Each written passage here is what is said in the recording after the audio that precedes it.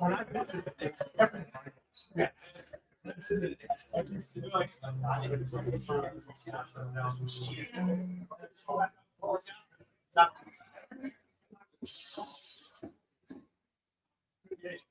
is we went work out in high school teachers. So let me just show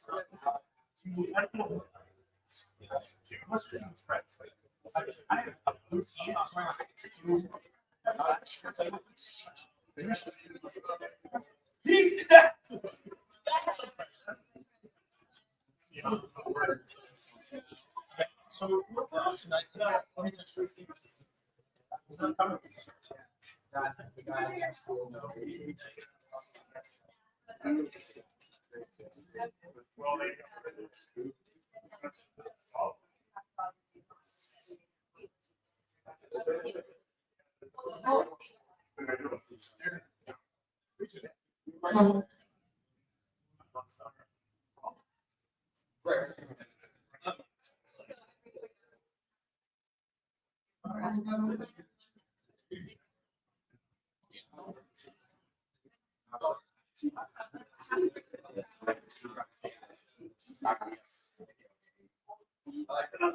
Today.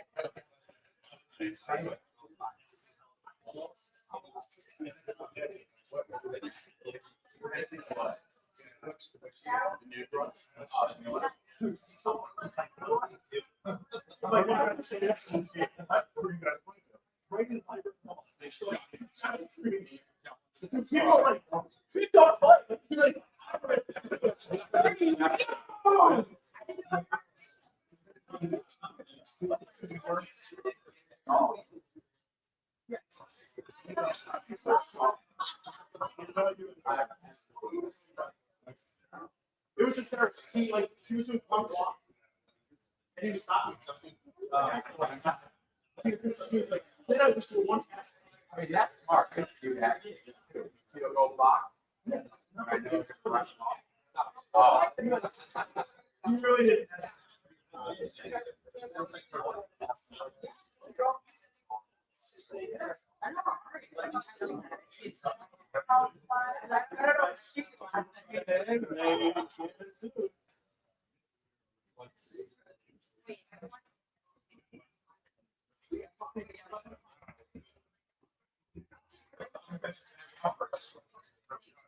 I thought it would be. By the way,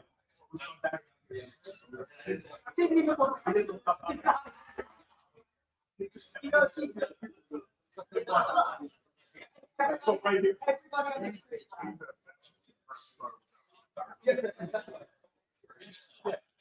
Yeah, but for Joe, start. I don't know. It's weird. Just came out. I saw him before I did it. Yeah. Face down. This guy, but he was with his son.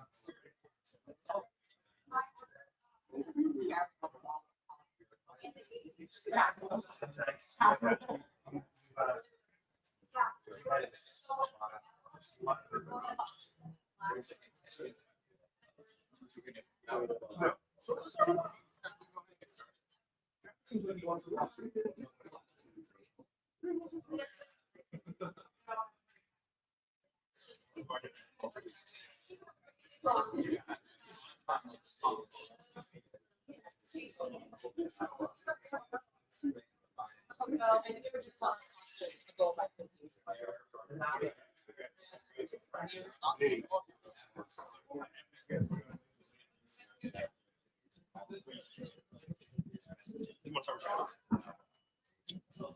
I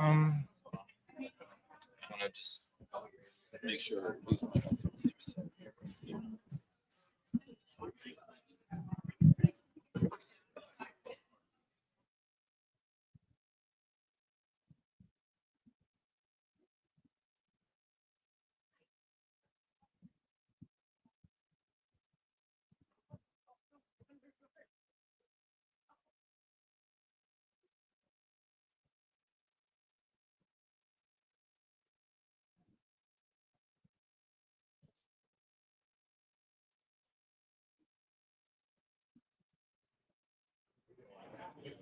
Check. Check, check, check, check. 1, 2, 1, 2, 1, 2. Can y'all hear me? Are we on? Okay, we're on the speakers. Good. All right. We're hoping Joe shows up here in a minute, but you guys know how it is.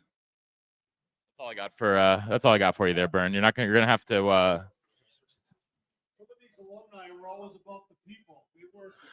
Yeah, This one's this one's on too? it should be. All right, perfect. You can hear me? Nice. We're all coming through the speakers. Okay, I can hear it now. Bernie, talk to your Good? It's good? microphone. Too low? It's good? I can go up a little bit. Uh-oh. Don't hit the mute button. Is that better? Talk, Bernstein. I'm talking. Better? Or we all get I don't know what's going on here, but we'll figure this out. Oh boy. Oh boy. Oh, hey, look who it is. Oh. All right. All right, now it's working. You just need Joe Thomas to show up. Whoa. All we need is Joe Thomas. What's up, man? What's in there? 5 bagel sandwiches. Oh, from Joey Bagels? Yeah. I love that. Let me stick this around you. How you doing? Thanks for coming. Yeah. Where do you want me to sit? Right in the middle. Middle? So this would be like for you? Yeah. Oh, no, I thought you Oh, yeah. asked me the mic. Yeah, buddy. No, Hold on. this is so you got to This one works this is too. a good. Bernstein, is your talking to your mic? Yeah, mine's good. I'm doing it. Yeah. Are Yeah. y'all hearing Bernstein? Yeah, I know mine's better. I'm always better. Yours is better. Okay, well, here's what we're gonna do then. Watch this. Bernstein. Yeah. Take this mic. This is fine now, right? No, it's not. Change mics. Hello? Talk, Bernie. There we go. All right. Nailed it. Hand me the other one. That folks scored 2 points today. Probably winning. Give me that one. All right. We'll go ahead and get started then. All right, everybody. So we're going to go ahead and get started here.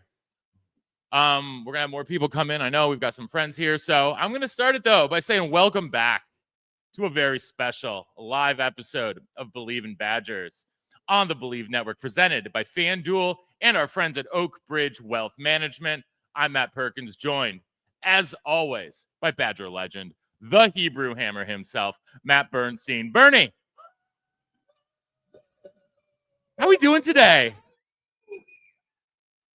You know, you guys got like 10,000 people here all cheering for your name, man. This is amazing.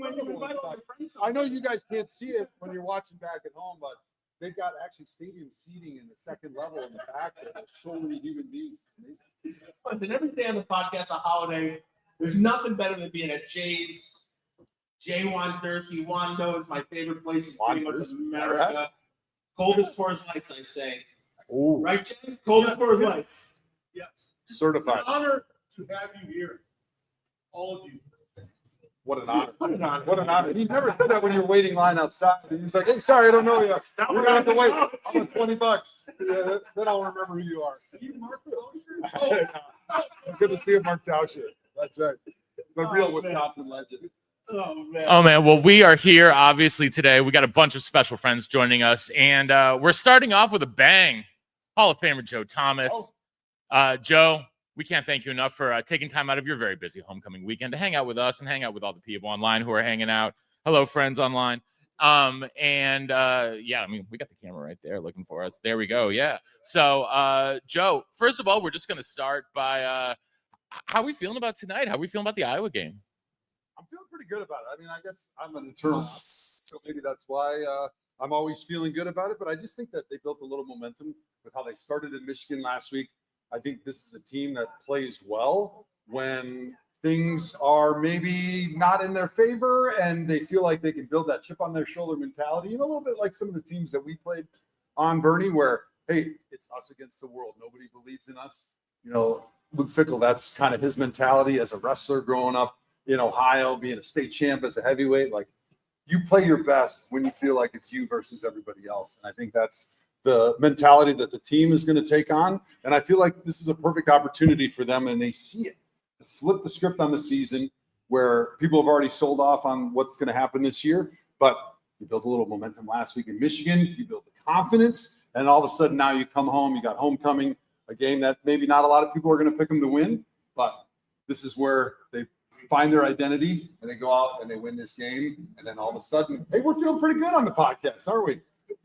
I'm hoping on Monday morning we're feeling really good. Yeah. Maybe a little hungover, but really good. It's going to be a hard trip home, that's for sure.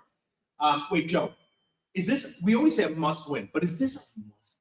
I think this is a must win from a psychological standpoint, because like I said, like everything is setting up for you to have an opportunity to flip the script and the narrative on the season. But this is the game that it has to happen.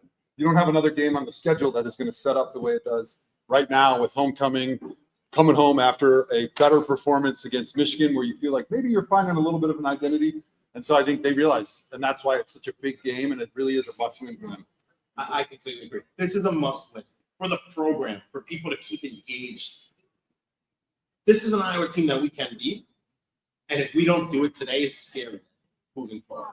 But I got to ask you a question, because you played one of the most amazing careers. You play with a lot of QBs.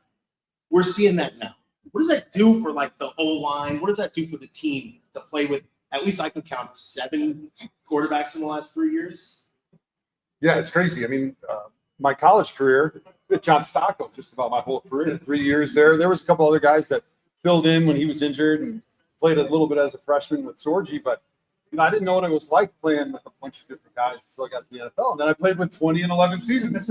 So it changed a little bit. But, at the pro game, those guys are much more prepared to be able to come in, understand the snap count of the system, and just the organization of what needs to happen to give everybody else on the offense, the other 10 guys, a chance to have success. In college, these kids are 18, 19 years old. They just showed up on campus a few months ago. So it's a little bit more difficult to jump right in and to have that smooth operation that you need on offense. But that's why I think it's really important for them to really lean on their run game and that offensive line.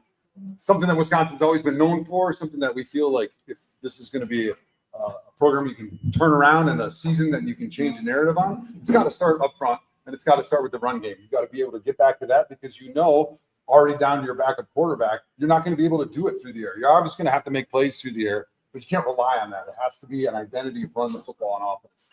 You mentioned the offensive line. Obviously, a lot of young offensive linemen, a couple of redshirt freshmen starting in there. What's one piece of advice you would have for Emerson Mandel, Colin Carberly, Ryan Corey, those redshirt freshmen who are in there getting a lot of reps? Well, I think you need to make sure that every rep counts, right? You think of every rep as an individual game. It's not a game of 70 plays. It's 70 plays within one game that are 70 individual battles and individual games that you have to focus on in that moment. And the biggest thing is, like, as a young player, even when you get to the NFL and you played a few years, like, you're going to make mistakes. It's not a position that's easy to become perfect and play a perfect game at. But it's what you do when you come back from a mistake that's the most important. Are you going to let one mistake turn into 2, turn into 3? Just like the same way that if you have a team that you think you're pretty good and you go on a run, all of a sudden you lose one game, you're so butthurt about that game that you lost, you lose another game that you shouldn't. And then pretty soon it snowballs. Same thing can happen with bad plays, and especially on the offensive line, especially at those positions like cornerback, where if you get beat for a touchdown, everybody knows that you maybe had a bad play. If I get beat for a sack, everybody knows that was probably a bad play. But how are you going to bounce back? How do you erase that and have that short memory so you can come back and be the best version of yourself 30 seconds later? How do you bounce back? Yeah. Right. You know what you do? You just give up caring about that last. I mean, you got to You never do it. cared, so it's pretty easy for you. That's why you bounce back quick. And I'll tell you, I know all these guys. Coach White, one time you hit your helmet, you look like an idiot on film. Yeah. Coach White goes, don't ever do that.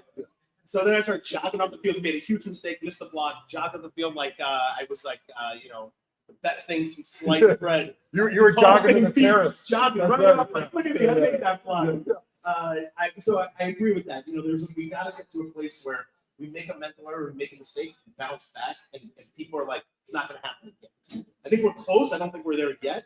So I'm interested to see, homecoming. You look at all these people. We have a bunch of people coming to town. You got the beautiful Lee Evans is back. Always. You see all the Badgers who are here. What's homecoming mean to you? And how important is it that we that we kind of embrace this team as alumni? Well, I think it's really important because a lot of these guys played for Paul Chris. And I think you had him as a coordinator, maybe your last season.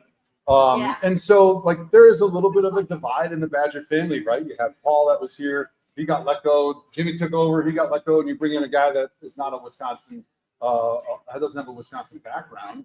And then you're not winning right away. And so there's a lot of division, I think, within the fan base. That's just the reality of the situation. It's the same thing with the alumni, right? There was a lot of emotion and passion and heart for the old staff. And so now the new staff is trying to prove their loyalty and their worth and their value as coaches, as people that can fit into the Wisconsin culture. And I think homecoming gives you an opportunity because so many guys are back to prove that this is an identity that we can believe in. This is something that is familiar to you guys, and that it's a team that we can be proud of and that can rally all the alumni, all the former players together to be behind the team, right? And they haven't had that yet. But that's why, like we said earlier, it's a must win. It's a must win. It's a must win to keep everyone, I think, surrounding this team. Yeah, I totally agree. Right? I mean, the landscape of college football has changed so much in the last 3 years. NIL and transfer portal and being able to pay guys and guys leaving right away. And then the unfortunate situation we've had at quarterback where guys are getting injured. And so it's a really, really challenging time on top of the fact that you just added Oregon, USC, UCLA to the Big Ten, Indiana, instead of being a doormat and getting the shit kicked out of them every year like we used to do. Like, they're good teams, right? There's no easy wins anymore. So it's much more parity like it is in the NFL. So you compound all of that with the new coaching staff coming in and then not winning the way you wanted to at the beginning, right? It's just so important when you do get everybody in town to try to get people all rowing in the same direction so that you all believe in Badgers like it used to be, right? Get that good feeling back. We're still believing. I'm believing. Always I mean, listen, Don't stop. Today's 3 yards in a cloud of smoke. Like, I think it's gonna be like a 6-3 game. No, that's you in the parking lot. Wait, so you mentioned culture. You mentioned all this craziness. What would Joe Thomas do to kind of right that ship? Yeah. If you could do anything, what would you do? I think that when you look at how do you become a tough, physical, difficult team to get off the field, just offensively speaking, right? It's about attention to the little details. It's about making sure that every single day you're working with the same process, with the same mentality, whether you won the week before or you lost the week before. And I think the one benefit I'll say, and the reason I remain optimistic, is we do have a lot of young guys, a lot of new guys on the team. But that usually means that you're going to start the season worse than most people are. But you have a chance to improve quickly throughout the season because you're getting percentage greater experience in every game than you've had in your entire career. If you're a guy that's at 50 starts, how much better are you going to get throughout the course of the season? A little bit, but you've already had a lot of experience, so you're getting closer to that ceiling. Whereas when you have a new offense, maybe you have a bunch of new faces, like, you're going to start out, you're just trying to feel each other out. You're trying to figure out the situation, trying to feel out the blocking combinations. You're trying to figure out on offense as a coordinator, what plays does Matt Bernstein like to run? What's he good at blocking? Where's our identity? What are the things that we can do when things get tough that we know that people can't stop us? And so I think the opportunity to say, okay, yeah, we didn't start where we wanted, but look, we're young guys. We're going to remain committed to the process, continue to improve on the small details. Mistakes are not acceptable. You've got a chance to make rapid improvement throughout the season and find that identity and that comfort and that confidence and belief in what you're doing and the people that you're doing it with. Listen, we have had a lot of O-line chuck. So do you ever go in there and tell these guys, like, dude, just do it? Yeah, just block the guy, right? That's a great coaching point. I know your coach hasn't told you this one yet, but just block the guy in front of you, all right? I'm no genius. I'm no genius. I'm Matt Bernstein. I know I just blocked the Mike linebacker. That's all I got to. It's Bob. Block the Will. I got that. That guy. Block that guy. Which guy? Okay, the guy the O-line didn't point to. That's my guy. It's amazing. I wouldn't have gone to this university now, 20 years ago. Thank God I played football. Yeah, right. But yeah, block the guy, man. But I think, like, you look at this O-line. I think they can do it. Do you when you look at them, do you think skill-wise they can do that? There's no doubt. I mean, they got all the skill that you need to be able to be successful. And now it's about that attitude, that mindset, right? Bernie, you were a great fullback for us. Were you the fastest fullback of all time? Could you move your neck the best of any fullback? No. But you know what you said is like, hey, I got an attitude. I'm going to run through that dude. I'm going to find my aiming point and my landmark. And I don't care how hard he runs. I'm going to run a little bit harder, and I'm going to run through him. Are we allowed to swear? Of course we are. I'm going to run through his face and out his asshole. Like, I'm not stopping until I'm 15 yards down the field. Jay's like, what? Okay, here comes. Jay's like, FCC's coming. Well, I also think that, as you sit here, you got Clink, you got, we played with these dudes. The accountability, right? To be accountable to your teammates. Yeah. I remember my favorite play, Lee might not remember because it wasn't a big play for him. In West Virginia in 02, 03, we ran this like screen play of Lee, and I had to go in motion, run out there, and block the corner. In practice, I missed it every single play. Every play. Great script by Brian White there. Huh? We're going to take our slowest guy that's not a lineman. We're going to run him to the far hash to kick out the corner.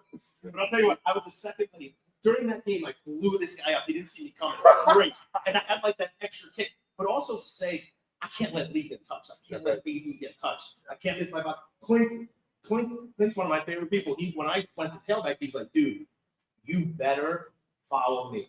And the one time I didn't, Clink comes, you messed up. He didn't take quite like that. But, He's like, yeah, dude, don't do that again. Don't do that. Follow me. Amen. So you're held accountable by your teammates. Do you see that happening? Like, is there a way to see it on the field, or do you see it happening when you're just around practice? Yeah, I think you do need to see it. Oh, there we go. I think you do need to see it on the field. You do need to see it on Sundays. Like, there was a bond that we made with each other Sunday, or excuse me, what was it? The Monday? No, what was the days that we worked out like in the winter conditioning? Tuesday morning, Fridays or whatever. Like those awful 6 a.m. workouts, stadium steps in the summer, the detonator, the botonator in there in that hot ass McLean Center. And then, you know what? We made some bonds here out at Wando's too, a little bit every now and then. Out here at the KK, the Brats, like out here at State Street, like we hung out together, right? You were there with other dudes for 4 or 5 years, and so you built that accountability. And do you remember the sign that Alvy had in the locker room? It said "Count on me," right? It wasn't a picture of any one of the players. It was just a picture of like the helmet and somebody holding it up and other hands in there. And to me, those were words that I lived by throughout my whole career, even going to Cleveland. I talked about it in my Hall of Fame speech. It was like, count on me, because it's more important to me to make you better at what you do and to have great success than I care about myself to have great success. So you really have to care about your brother more than you care about yourself. And then that's what builds that great trust and accountability, because I care about you. Clink cared about you. That's why he told you, run behind me, motherfucker. Right? Like, if you run out there, I can't help you. But if you run in here, I got your back, bro. And so I think that's what you need. And one of the challenges of having a team in the transfer portal era is you do have so many new guys, right? You barely know each other. So how do they gel and coalesce and build that accountability and trust amongst each other in a much shortened time period than we had, right? That's a big part of it. But, seeing that out there today will be such a beautiful thing, right? When you see those old linemen getting fired up when the fullback makes a big block, or the running back runs down the field and they're right there following the ball and they're helping them up. Quarterback makes a big throw. They're giving them a high five. They're lifting them up in the end zone, right? It's just those little things that you notice on the field when guys care about each other and they're happier for their success than their own success. I still want to see some coaches MF some people. Well, we'll get you on the sideline. I want to see some coaches get fired up. Somebody said in a text, maybe it was the group, the football text, like they need Huber and Palermo out there. They could use those guys. You can't do that anymore, though. They would be in prison for what they did to us. There's no way. My high school coach would be. Yeah, that's right. Yeah. Joe, I love you, man. Love you too, buddy. Is there a way you can get out there at all? You don't want me out there. I just had my hip replaced in March. I need like a knee replacement. So I got like 2 snaps in me. So maybe in the fourth quarter, if they need one great play on the goal line, I'm there. Yeah. Victory's my best play. That and the spike. Oh man, I'm happy to keep going with Joe Thomas all day. It's all you, brother. It's all good. Okay. My microphone won't work. So Perfect. That we did that on purpose. Joe, so one thing that I stand on my pillbox, and I've told every single person here, is I think this program, we are not recruiting Wisconsin dudes enough. Mm-hmm. To get the culture back, we just gotta bring in the dudes who grew up with, these dudes' jerseys on the walls, right? You want a Joe Thomas poster in your in your bedroom since you were 5 years old, right? In the Badger gear, maybe a Browns gear. Do you think that that's part of it? Should we go out and actively start recruiting harder in the state? Well, that's what Barry did when he first got here, right? He put the walls around Wisconsin and knows that, hey, these guys care more, and that's your difference maker, right? At Wisconsin, we can't pay right now for the guys that are the top 5 players in the country, like some other programs. So if you know you're not going to get the most talented guys, how do you bridge that gap? Typically, it's bridged by passion and pride in the program, right? Because you're willing to go a little bit further, right? If you grew up a Badger fan, you know, if you grew up a Jim Leonard up in Tony, Wisconsin, like all you ever dreamed of was wearing the Badger W on your helmet, and that opportunity to go out and play in front of your fans that were your friends and your family and wear that W that you grew up just dreaming about. And I think that was always a big part of the blueprint that made Barry successful. And then when Brett came in here and Paul, I think nowadays you do have to say it is more challenging building that wall around Wisconsin, because people started realizing, hey, there's some pretty good football talent in Wisconsin. Like this state's producing some good athletes when you look back at it, especially on the line and at linebacker. And so it's getting recruited a lot more than it used to. But I still think you need to make that your emphasis, your priority, because there are a lot of dudes in the state that love the program, that are willing to go above and beyond what the call of duty is to be a Badger, not only to be there, but then also to be great and to wear this program's colors with pride when you're on the field, and to be part of a turnaround, right? Be part of a championship, get to the Rose Bowl, right? All those things that we dreamed about when we were here. And then, of course, you do have to sprinkle in the John Clinkscales from California and the Lee Evans from Bedford, Ohio. Like, you got to get some of those dudes as well, but they come into a culture of a lot of Wisconsin people, that kids that grew up as Badger fans. So they're quickly able to assimilate and understand how important this team is to the state, right? Scarsdale, New York, right? Like, did you grow up a Badger fan? No, but as soon as you came here, you became a diehard lifelong, right? Because it's built into the culture. It's built into what happens when you walk on campus, you walk down State Street and you see your friends in class and they talk about how great the game was. And I'll see you at the KK on Friday night, or Wando's maybe. And, you know, like, it's all those things that you love, right? And quickly it just becomes something that's in your blood. Because I completely agree. You pepper in the dudes from other states that you need in positions, but the O-line, some of those big monsters, they got to be in-state guys. Like, I'm an outer stater saying we need to recruit more in-state dudes, because the culture, you have too many guys leaving. And I think it's impossible for a team to build a team when these guys are leaving. When I showed up, I was like, I'm going to be here for 5 more years because I'm going to be here 5 more years because he's a pro, guys. Yeah, hold a lot of microphones. My daily job. I'm going to be here 5 years. Like, I signed up for this. I'm not going anywhere. Yeah. And I redshirted, which was the best year of my life. Because you build those bonds with the other guys. You're redshirting, let some other people beat you up. Well, we don't have any defense guys here. I think that makes sense. Because, I mean, who cares about the defense? We care about it. You never know what you're going to get at Wando's on that corner. Yeah, there's, I don't know. I think Wando is fighting with some pro-eds. There's some sorority girls he just had to throw out. She's the shot girl tonight. Oh, she's the shot girl tonight. All right, sorry. He's fighting with the shot girl. Says, hey, sober up. You got to start working at 7. Screaming Matt Bernstein. Is that right? Yeah. She was wearing your jersey too, I think.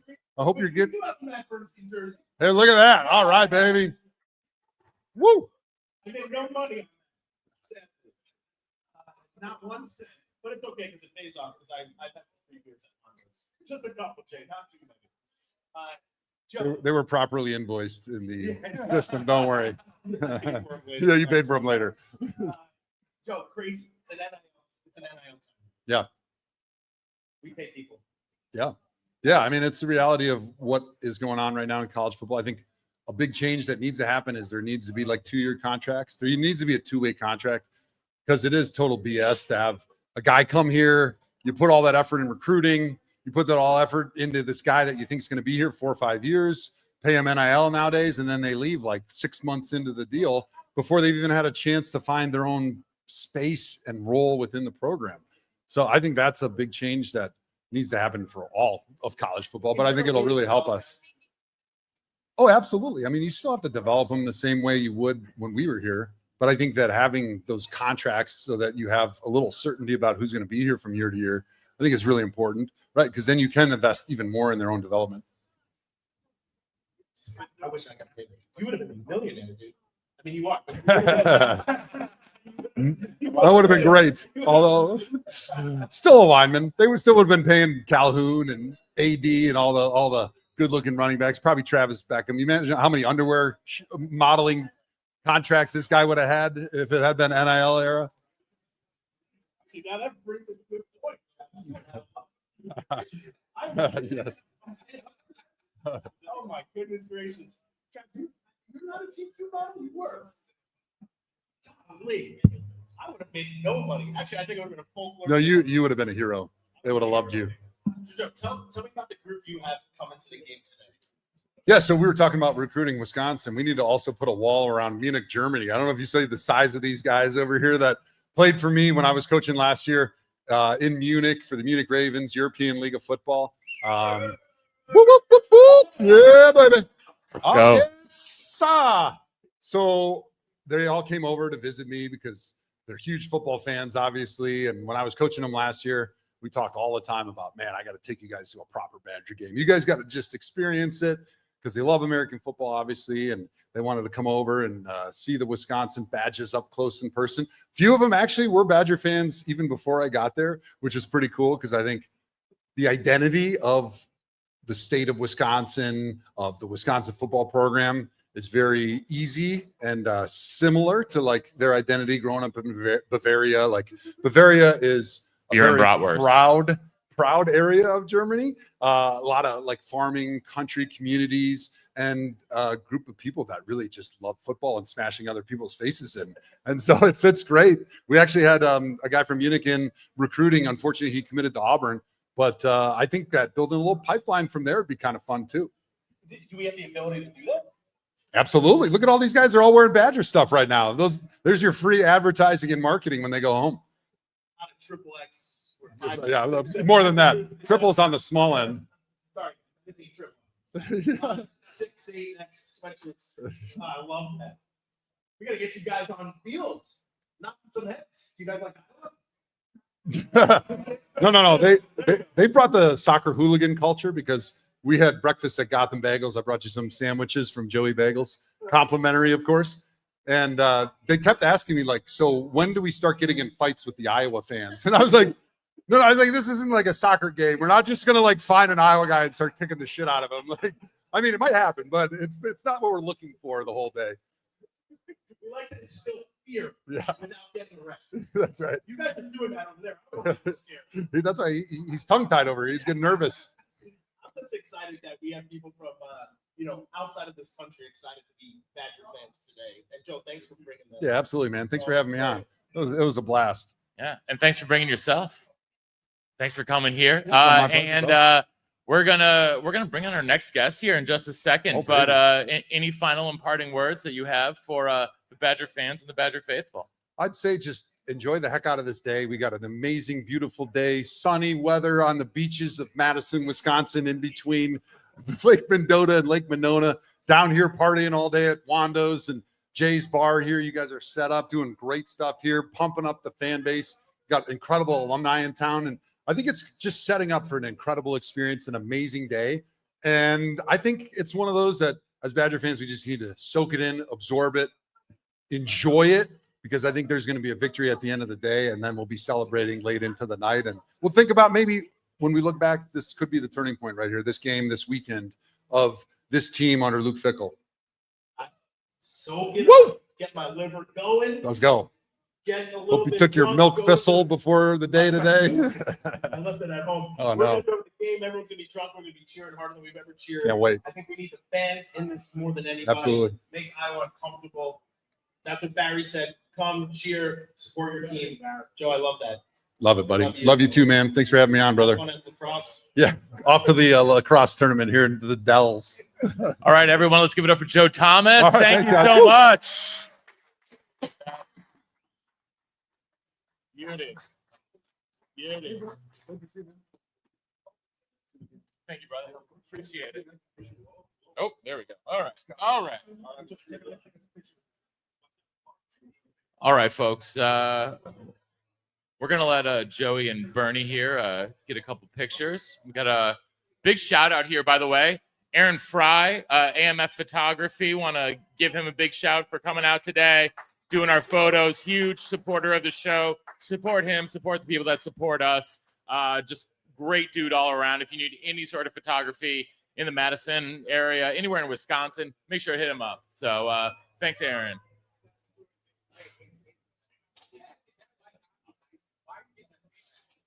This one is not. This one's not plugged in.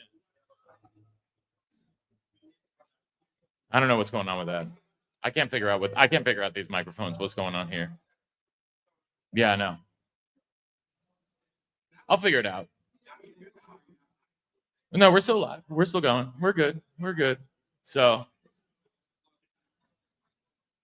all right, we'll be back here in about 4 minutes with or do you want to just keep let's keep it rolling. Who needs 4 minutes? Who needs 4 minutes? Bernie, get back up here.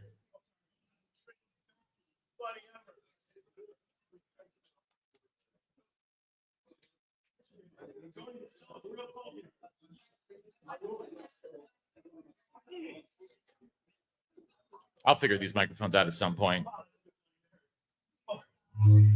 I don't know what's going on with these microphones, brother.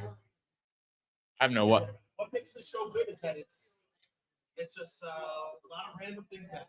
Couldn't tell. Is that working out? Give me that. Nope, this one's not. Okay, well, turn that one off then. Yeah, we'll figure it out. I don't know what's going on with all this feedback. We got some great ass microphones here. Now it's worse. I don't know. I don't know what's going on. Well, here, see, that one's down. I could not tell you. I have no idea. Wait, let's leave it like that. Let's Okay, go. let's Yeah, go. let's go. Yeah, but now yours, I can't hear it dancing. What are you? I can hear. You can hear it. I can hear it, but the people. The people can hear it. Yeah, the people can hear it. All right, let's rock. I Who's don't next? know who's got what microphone next. It doesn't matter. All right. So next up here on the show, we want to Hey, bye, Giants. Bye, guys. Thanks for coming. Enjoy lacrosse Sanga. and drinking, doing all the fun things. Man, that's a lot of beef. That's a lot of beef. That's a lot of German beef. That's a lot of German sausage over there. Wow. All right, we have the most beautiful human outside of Travis Beckum. One of the most beautiful. Listen, Lee doesn't know this, but I had to leave my wife at home. I can't have her at the stadium with Lee Evans and Luke Fickle. I had to leave my wife at home. She's like, take a picture with Lee and send it to me. Lee, get up here. All right, yeah, welcome. The greatest wide receiver to ever put on the Wisconsin Badger jersey, Lee Evans. The best to ever do it. Absolutely. Lee Evans. I'm being serious. I'll show you the text. My wife's like, take a picture with two people, Lee Evans and Luke Fickle. Well, your wife is. She's in New York. way She's not coming out cooler here. than you. As much as I love you, your wife is way cooler. Just to be clear. She is a smart gal. Yeah, she married me. Listen. Oh my God, Jason Posiak. Wow. Oh. You figured out how to get back. Yeah. They have cell phones that get you here now. I love it. Oh, we got it. Well, we'll go ahead and keep it rolling. We got Lee Evans here in the house. So, Lee, first of all, we're back. It's homecoming. What does homecoming mean to you? What makes you excited to be back in Madison for this weekend? This right here, right? Like, this is it. You just, you come back for homecoming. I've been coming back for years now. So it's, every year is like a different year. You get some new guys coming back, guys you haven't seen in years, or guys that you see every year that come back, right? But it's still, when you come back, you know what you're getting into. You know what it's all about. And, yeah, it's just a fun time. It's a fun time to be back, man. So Lee, it's so special what you were able to accomplish here at Wisconsin. You started this unique trend of like great wide receivers. And I think the culture's been sustained through the years. There's a special dude, I think, out there today. We talk about this guy all the time, Vinny Anthony, about throw him the damn ball. I have a hat that says run the damn ball, but I want to throw him the damn ball. When you see him, what gets you excited about his game? I mean, look, he can make plays, right? I mean, at the end of the day, that's what it comes down to, right? Quarterback has to throw it, right? But you got to catch it at the end of the day. Not every ball is going to be perfect, but he does a great job of. I think the quarterbacks trust him, right? And they trust to throw the ball to him. So even if he's not all the way open, they still trust him to go up there and make a play for him, right? And that's kind of what you want as a receiver. Like sometimes you might not be wide open. Hey, throw the ball up, let me go make a play. And I think he's building that type of trust and camaraderie with the quarterback to be able to trust him to go out there and do that. And that goes a long way. So the room when you were there was special. They were all great, actually. What's it like being the leader of that group? But then what does it mean to have a guy like Brandon Williams, who's the talker, who's a young dude, the talker? You weren't so much of a talker. You showed it. What's it like when you were in that room being the leader? And then what was it like having a young Brandon Williams coming like unfiltered just in your face? I mean, it's fun. I mean, that's what kind of makes a room special, right? Is when you have different personalities, different people, and different skill sets that kind of come together, and you learn from them. Even when Brandon came in, I was an older classman. When he came in, I was looking at him, some of the things he was doing. I'm like, oh, this kid has skills, right? Yeah. Some of the things that he does, the way he runs route. Brandon White was another one. He was great off the line. Jonathan Orr, he was in there. But Brandon came with Brandon Williams came in with a whole different energy, right? He came in with a whole different mindset of. He's from St. Louis, so there's that, right? There's that. But the room was really good, and I really think we fed off of each other, And as Joe said, we hung together, like we hung out together, and they kind of looked at me as big bro. Right, but and even still to this day, still talk to those guys and have a great friendship and a great relationship with them. I just loved it because not many people talked on the field during the game, and he did. He's talked smack. He would talk during practice. He kind of made it light. Do you see that with the Badgers now? Do you see anyone having that chip on their shoulder?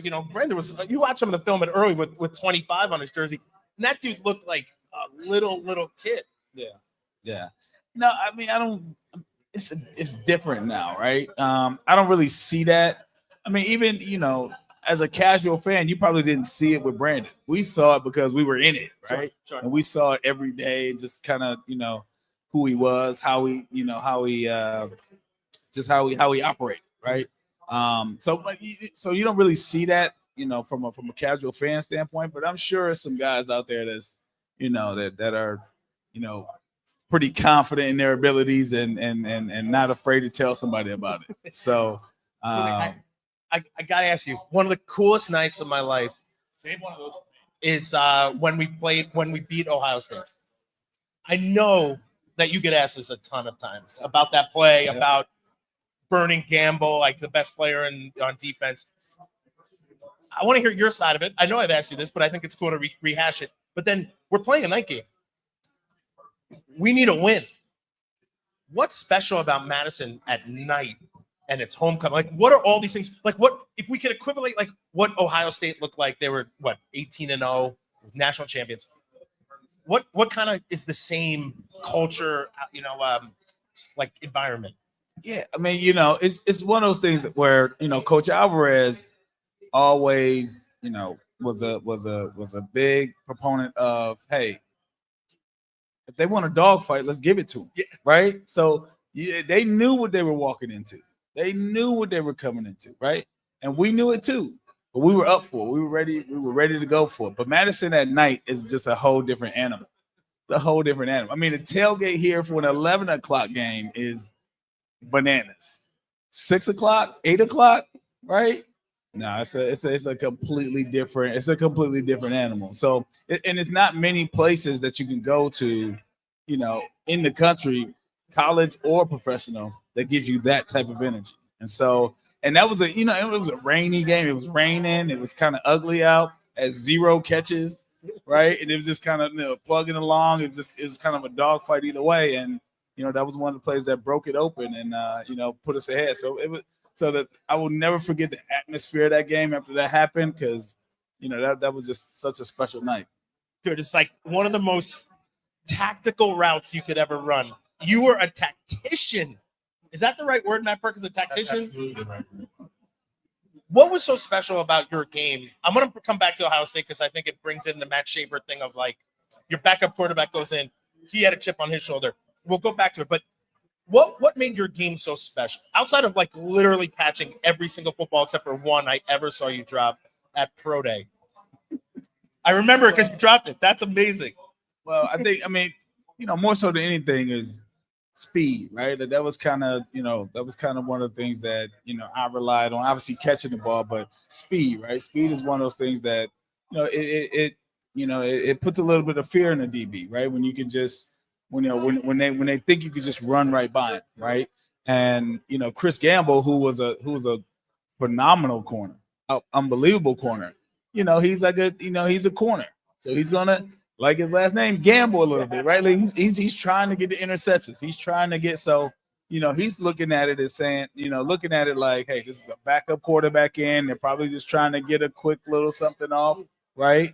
And so he drove on that ball hard, and that was a play we worked on a number of times in practice throughout the year. Running double moves, running double moves was a big part of my game, right? Because being able to stretch the field vertically. So, we had run that route a ton, and, Shaver just had one of those little soft balls. He wasn't firing anything. He just laid it out there, let me go get it. So it was great. But imagine the audacity of Coach White to call that play in the most pivotal point with your third string quarterback. Yeah. I mean, it's nuts to think about that. But then also talk about like Shaver coming in the huddle like he was unfazed by the moment. Well, we all know Shaver didn't lack for confidence, just in general, right? He was just kind of one of those guys that that was confident in himself, right? And I think that was great for obviously great for the program, great for a lot of people, but great for him as well, right? To be able to step up in a position like that against a team like that, in a time like that, and make that play, right? I think it's really special because he worked hard. He did. He never really got in a lot. He never really heard much else, about anything that he did. But for him to be able to step up in a moment like that, speaks to what you guys were talking about earlier about the development of players. And he came from Illinois and came through the program and didn't get a lot of playing time, and was stuck with it and got his opportunity. And I think that is a lot about what Wisconsin football is about. Right, about building, developing, knowing what you're supposed to do, and getting in and taking advantage of the moment. Exactly. So Lee, I think a game that people might not remember because of the Ohio State was this beautiful thing. Michigan at home in 2003. Yeah. You didn't have one touchdown or two or three or four. Michigan State, sorry. Michigan State. Yeah. You had 5 touchdowns. Dude, yeah. That's a great day in my book. Yeah. I wish I had you on fantasy on that day. Yeah. When you're going through the game and you score 1, then 2, like what does your your mindset and your thought of like, wow, I'm on fire? Like, do you think these things like you scored 5 touchdowns in a game? Not really, right? Like you're kind of just in like it's one of those things where you're in a zone, right? Where you just kind of, because it was still a game. It wasn't a blowout, right? It was still a game. We were still, still fighting. And I think Dwayne scored 2 or 3 times. Dwayne Smith. So, it was a lot of points being put up, but it was kind of back and forth. At Michigan State, we knew who they were. They were in your face, man to man, let's play ball. And so it was just one of those games where, for me as a receiver, that's what I want to see, right? Teams that play soft zone and all of that, where you can just run it and dink and dunk. Like, yeah, it's not a fun game for me. It's fun when they're saying, hey, we're gonna put 8 in the box, we're gonna man up outside and go make plays. And that's kind of what that game was. So yeah, that as a complete game, as a total game, love that game. right? Love that game. Love that, love that whole day. The picture that came off that came, after it was great. So yeah, those two memories in Wisconsin football for me are top tier. So we always have like favorite plays. Like one of my favorite plays is that West Virginia play. It might not be your favorite plays. I tried to find it. I can't find it on YouTube. Do you have other favorite plays that nobody knows about that were your favorite? Well, the other one I think everybody in Wisconsin knows is when Ron Dane broke the rushing record. I mean, because being on the sideline there, I was a freshman, and just seeing that whole scene and that atmosphere I was like, wow, this is what the top of collegiate sports looks like, right? And that atmosphere, and just being a part of that, and knowing him, and knowing all the guys. I think the reunion is next week, right? Being a part of that was very special, and something I will never forget. Just seeing all of the white towels and the Dane and all of that. Oh man, I'll never forget that. So you're a wide receiver, one of probably the best to ever do it. But at Wisconsin, we run the football. Yeah. What was a pride that maybe Coach Mason instilled in you guys? We could talk about Coach Mason, but that instilled in you guys to say, you have to block here. Lee Evans, you're the best wide receiver, the best hands, but you have to block or else you're not going to play. What was that like? I mean, in high school, right, we ran a wing T offense, right? So, yeah, so I had to block in high school, right? It was like, well, what else you going to do? You just going to stand out there and, dick around and, you might as well just wave hi to the crowd. So in high school, that kind of, is kind of part of, what we were doing. And, you find out, right, because you're not going to get thrown the ball 20 times a game, right? That's how you get yourself involved in the game. Making a block downfield to spring a run is equally as exciting as, catching a ball down the field for a first down. So, going into it, blocking and things like that is how you keep yourself into the game, how you keep yourself even, mentally into it when the ball's not coming your way. How can I still impact this game without the ball in my hands, right? And blocking for a receiver is one of those things. So I got to tell you a funny story. We played Purdue. Sorgi had this like blooper on a flat. I ran up the sidelines. We're in the meeting. Coach White is like, "Oh, Bertie, you have a 30-yard catch." He rewinds it and he goes, "Wait a second." And I'm like, "Man, I'm juiced." I'm like, "Yeah, this is a great play. That's a big, huge play." And he goes, "Are you joking right now?" And I'm like, "Coach, what happened?" He goes, "Don't ever run into Lee Evans behind in his back." I was like, "What?" He's like, "Don't you dare. You came out his legs." He's like, "Never again will you do run out of bounds." So one time he told me to run out of bounds. He's like, "Don't get near Lee." Nah, listen, receivers, Travis can attest to this, right? Receivers is what turns like a 10-yard run into a 50-yard run, right? Blocking downfield. So, yeah. So, and here in Wisconsin, right, that was a big thing. So, it's like, you have to block downfield because we're going to spring runs. We're going to have guys running down the field. And you can make all of this better by blocking down the field. So it's part of the identity of Wisconsin, but not only is it in Wisconsin, but the good ones do it, at all levels. So that you look at the team now, we're kind of slipped a little bit. What would you say to the team today to get them excited for tonight and to kind of turn this whole thing around? I mean, look, every day you get a chance to put on a uniform and play football in front of thousands of people is a blessing. Is a blessing. And so don't ever take that for granted. It goes quickly. It goes quickly. So don't ever take it for granted. The program now, it's in a bit of a transition state, right? Like you got a kind of a mixing bowl of different players and different schemes and different ideas, right? But I think overall, the biggest thing about it is I think the Wisconsin identity from a fan perspective, right, and from a cultural perspective hasn't changed, right? Some of the things that they, some of the players that they're trying to recruit, the recruiting is a little different. How they recruit is a little different, but the identity of Wisconsin, I think, is still the same, and people are rightfully frustrated right now because we haven't lost like this in a long time, right? And we've been very spoiled for a long time, right? And so, but I do really like Fickle, right? I like them, when he was at Ohio State, when he was at Cincinnati. He's an Ohio guy, so I kind of know, I kind of know him, and so I pull for him, I root for him. But it's a challenging time right now, and so I think the biggest thing that we can do as Badger fans, supporters, lovers is just stick by it and hope that we can turn this thing around, because I mean it's not gonna turn around in one day, right? It's not gonna turn, but what we want to see, right, is progress, right? We want to be competitive, right? And then you start being competitive, then you start winning some of those close games, right? And then you take off from there. So I think we're getting there, right? I mean, we've been having buzzer luck with quarterbacks, right? We can't keep a quarterback healthy, so that's always a problem. But once we get there, so I don't think all is lost, right? I think we're seeing progress. I think things are getting better, even though it may not, necessarily equate in wins and losses this year.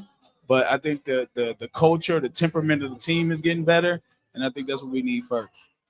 I just think the one thing that's maybe different or we're trying to search for is when we were under Barry, we were competitive every game. There were some blowouts. We got blown out by teams. We were there for a 5-7 no bowl. So we were there for it. But I always thought we were competitive because of the no mental errors. Like we were out there trying to win. We were excited to be Badgers. I just think we're right there and we need something. And this might be that week.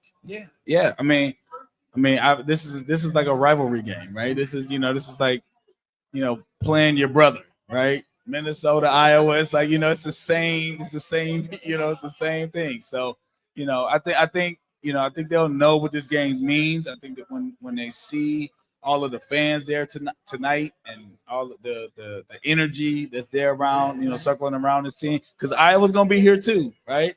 Iowa's gonna be here in full force, right? Oh, yeah. They're coming up here to represent as well. So I think it'll be a great atmosphere. I think guys will be fired up, looking forward to making plays. It's a national TV game, right? So if you want to be seen, this is the platform to do it. So I think guys will be fired up, ready to go, and I'm looking forward to it. Yeah. From what I heard, Lee Evans is endorsing everyone to drink a lot and have a good time and support the Badgers. Absolutely. I'm just kidding. Lee did not say that. Drink a lot on your own peril. Lee, thank you so much, man. Absolutely, man. Indeed, man. One more round of applause. Indeed. Yay! Absolutely, man. Appreciate it. Yeah. What's up, man? Yeah, I do remember. I said We hang out and then you hurt.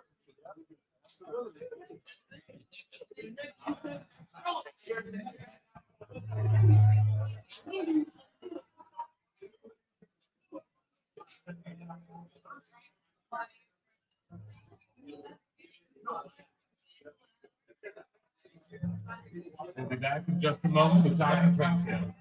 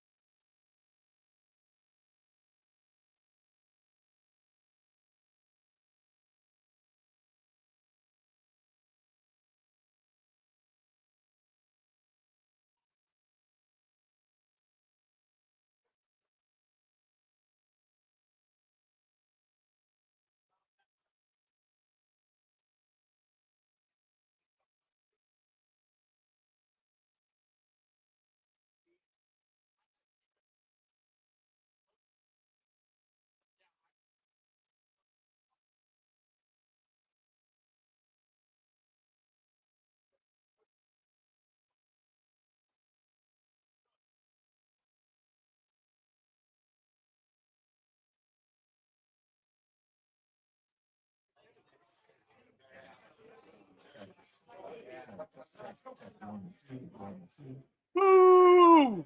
Boo! There we go.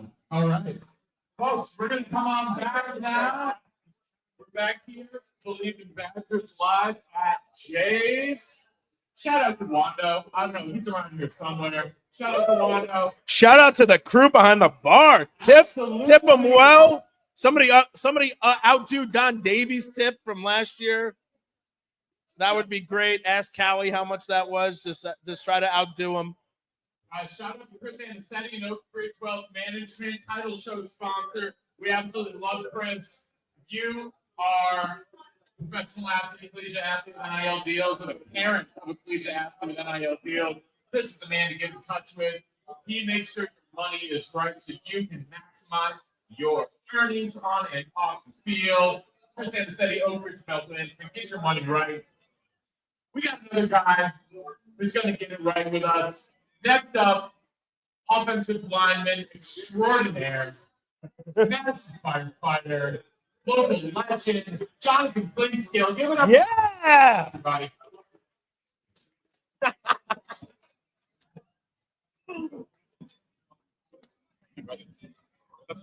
Yeah, thanks for having me. There we go. All right. Watch your feet, dude. All right. Let's hope we can get his mic's working okay. So, Chop this guy. Bernie's doing what he does best, pound for slice. Listen, when Clint comes near you, you can do whatever you want in any bar. Safety. He's the most scary person, and I also love him dearly like a brother. He saved my life at the KK and at Wando. Sorry, Jay. A lot of times, get out of his face. My Yep. favorite story ever. Yeah, that did happen. So I'm going to start you, Clean, with the same thing that we started off with. What is one to be here in Madison with a lot of your teammates, a lot of guys you played with, a lot of guys you've grown to know and love? I think it's a little bit different for me because since I live in Madison and this is where I reside, it's always good to see the guys come back. It's good to see familiar faces, friends, talk about old stories, relive the past. So it's a special time for me. I look forward to it on my calendar every year, knowing that I'm out here in the snow, I'm from California where it was nice and sunny and about 75 every day. And now I'm shoveling my driveway in my little suburban part of the city. It's a big deal. So I have a great time. I look forward to it. So, Clink, we've talked a lot about culture and recruiting Wisconsin dudes and peppering in other guys. You're a California guy. What sold you on Wisconsin? What was important to you at the time to say Wisconsin's a place I want to be, coming from so far away? Even though I'm from California, where my high school, John Muir High School, Mustangs, state champs, go shout out to the boys out there. But I mean, we ran the rock, so it was a place where I obviously played offensive line. I played a little D line in high school as well, but it was like I was a lineman, and I feel like that was a part of our culture and where I came from, and this place just kind of fit in for me. You know what I mean? It's a funny story. When I came on my recruitment trip, it wasn't that cold. It was early December. It was maybe a few flurries in the air. So I really had no idea what I was getting myself into. But at the same time, my high school head coach dropped me off at the airport, and he was like, "Hey man, if they offer you a scholarship, you say yes." And I'm like, "Yes, sir." So that's kind of how it happened. It was like I got out here, I had an okay time, but when they said, "Hey man, we want you to be a part of this program," and I'm like, "Well, shit, it's a Division I school. It's a place where offensive linemen go." I sat in there in the room with Hughes, and he brought out a huge list, and it was like, "Hey, guys who start here at Wisconsin, they go to the NFL." And it's like I wasn't a huge college football fan growing up, so I really didn't have any allegiance to anywhere. I used to watch and like UCLA, but when they offered me the opportunity to come here, I just jumped at it, and the rest is history. So, quick, I got to talk about your game because I think it's special. You were maybe one of the most physical guys. What did you think about your game that separated you from other linemen? I just think like explosiveness, coming off the ball. I enjoy contact. It was something that made me happy on Saturday afternoons. I used to have fun punishing people, but it was just like it was a part of the culture. That's kind of what we did, you know. Like if you were a lineman, you had to play to a certain level. That there were certain expectations that you had to be a starter on that line, and I hope I lived up to it. So that line was special. Yeah. We could talk about the when it was between. I think at one point it was like you, Dan, and Calvin were fighting for a spot. Yes. So what was that competition like? Because we're all friends. What was that competition like, and how did you and Dan kind of surpass Calvin? It was a tough time. I mean, we were replacing some great interior offensive linemen we had here, like Bill Ferrario, rest in peace. But we had like guys like Casey Robach, Dave Costa, Bill Ferrario, those three guys in the middle who blocked for Ron Dade and amassed all those yardages here. And they were like, "Hey man, you guys got to step up." So we had a pretty tough winter. The coaches were hard on us. They coached us hard. And then when we got in the spring, it was like, hey, it's time for you guys to kind of step up. Dan had the left guard spot pretty held down. They had Calvin and I playing at the right, and I kind of like moonlighted at center every now and then, like with the twos and stuff like that. But it was a tough competition. I mean, I feel like I didn't win it out until we played Ohio State down there at Ohio State. Like they had us starting out, and we were switching series, and then we would grade us out every week, and then it's like we were seeing who was doing better. If you did better, you got more reps at practice that week. But we were kind of flip-flopping back and forth. But once they gave me a chance and gave me a whole half, that was it. Like they think about that in today's game is nuts. Yeah. That you and Calvin got graded out, and somebody did better, and then they played like. Can that happen anymore? I don't know. I mean, like I think nowadays in today's game, when kids like they expect instant gratification, and they expect for it to be handed some things. You know what I mean? I don't know if they're able to handle that type of scrutiny. You would like to think so, being that it is Big Ten college football, and then people do play hard and everything like that. But I don't know. I don't think it'll be that way. So somebody would have transferred. Somebody said bad day to be a Coors Light. Oh yeah, it's a real bad day to be a Coors Light. But quick, so we talked about like with Lee how Brandon Williams showed up and had this chip on his shoulder, was talking smack, was like the vocal leader. And we had a guy who was a complete psycho in Donovan Raiola who came For sure.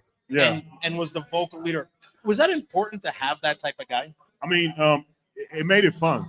I mean, it made it fun. Like you know that Donovan was going to be out there talking, having a good time. Like we had a good time harassing the defensive linemen and letting them know what we were about to do to them, saying some explicit things to some guys. You know what I mean? But we had a good time. It made it fun. And like I said, like when you're playing and you're playing hard and you're playing tough, you know, you got to have somebody out there to pick you up. You know what I mean? And Donovan always had that personality, always had that big smile on his face. So no matter if we're out here running hundreds with that, or you know it's the fourth quarter in the game, you can look over to my left, and I know that guy's got a big smile on his face and is ready to have a good time. So that I think like when I watch the game, now this is a couch potato talking. When I watch the game, I don't see someone out there as the O-line doing that type of stuff. Now Donovan did some things that as he, you know, like when the dude choked Sorgi. Yeah. He dove over the pile and tacked that guy. We don't have that guy anymore. And I think that's still necessary as like an enforcer or some dude. You're gonna get a penalty. Yeah. But the main thing is like I would like to see those guys looking like they're having fun.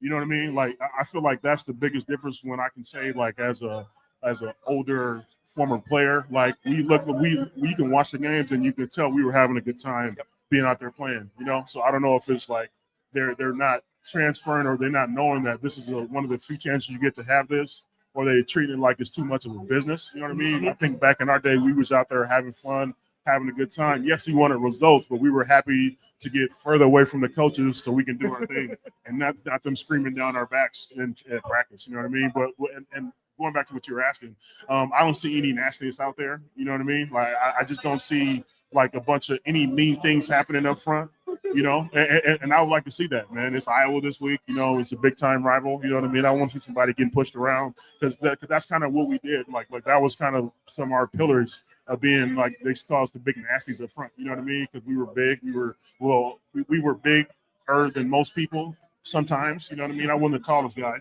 but at the end of the day, I mean, like we play with that type of mentality of being physical. We're going to punch you in the mouth. Yeah, it's one of Albie's things he used to say all the time. You know, like when I think back to the first line that I played, it was Ben Johnson, you, Al Johnson, Dan Benning, and then you left or right guard? I was right guard. Right guard. And then who was it? And then Jason Jowers. Jason Jowers.